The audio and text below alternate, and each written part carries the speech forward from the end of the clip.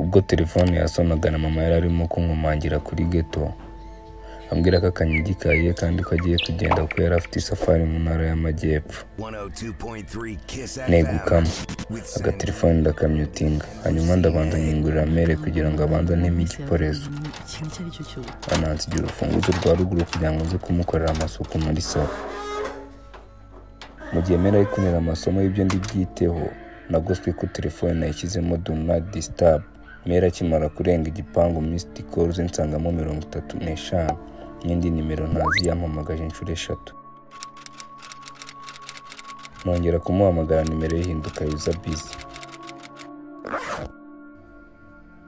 Nangira kwibaza ese aramburutse cyangwa arakapinze cyangwa se ari gupanga izindi plot.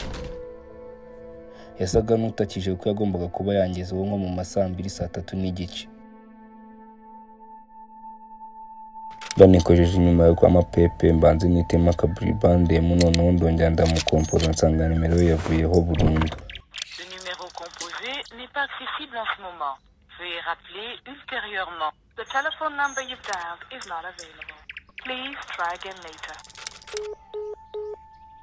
Numva yakapinze mu gihaye cyane nisubiraho mu ndaporeza salo ya mere ndayatsa.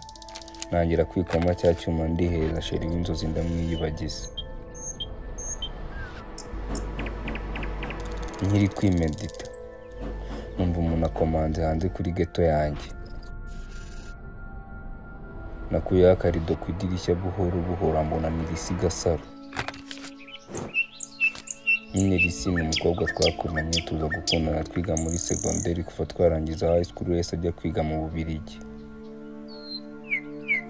Agaruka atambwiye nyuma y'imyaka 7 n'amezi 2.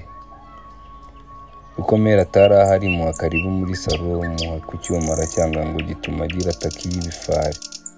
Bamweretse ipaki. Ahita atumiza bone 7 ebyiri nini n'ibibiriti 2. Ansaba kumwumvisha niko kuri ya Shan Breeze Rockinchi duka turi mu matingitingi. Kumanywe na nijoro ari byutayisha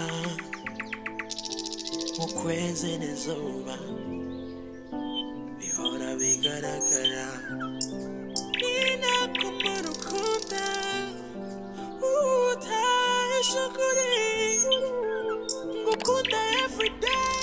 Nyine Gasaro twari dukumburanye pe kuko ajya no kugenda nta na kimwe twapfuye.